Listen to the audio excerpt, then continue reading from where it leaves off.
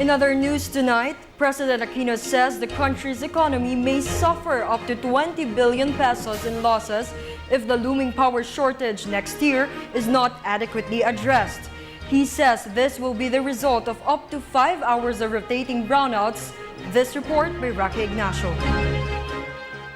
President Aquino reiterated the projected economic losses if the power shortage is not addressed. The president said this amidst requests to both Chamber of Commerce to grant the chief executive a special authority to resolve the thinning power reserves next year. At the Foreign Correspondents Association of the Philippines, or FOCAP, the president cited that economic losses may reach from 9 to more than 20 billion pesos during a 5-hour rotating brownouts within 3 months. The higher figure assumes a worse scenario of 5 hours a day, also for 3 months. The economic cost as estimated pertains to output foregone, i.e. GDP loss from stoppage of economic activities. The estimate does not include foregone investment and tourist arrivals arising from the negative impact of the power outage on the country's image and investment and tourist destinations. That's the, a few centavos ang pinapakita sa ating computations, no?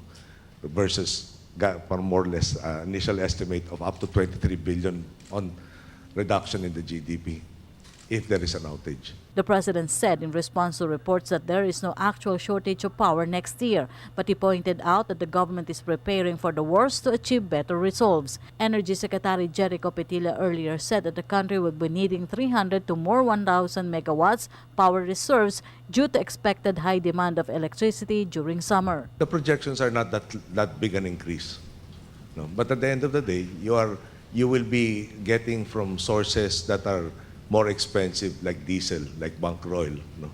Rather than, for instance, from coal or from hydro or geothermal sources. So that's to be expected. So yung companies that we talk to have this phrase, no? The most expensive power is no power.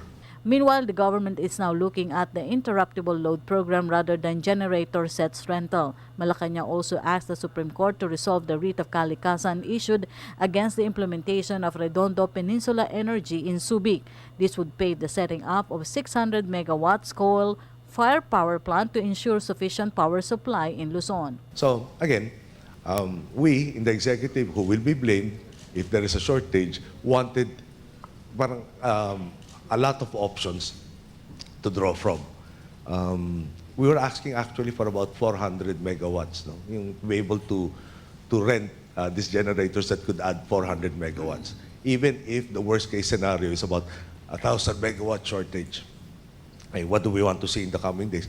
Perhaps we'd also like to ask the judiciary to finally rule on the Redondo issue in Subic Bay, no? With finality. As you know, that could have been decided rather quickly from our perspective, and if it had been approved, then you would have additional 600 megawatts already being produced by the end of this year, but it's still pending with them. So the ground has been prepared, and after that, nothing else, because there is that pending issue with the courts. Although the president is not keen on possible reactivation of the Bataan nuclear power plant to address the country's power situation, he said that there is a study on the possible conversion of the nuclear power plant to gas-powered or coal-powered plant. For the People's Television, Ignacio.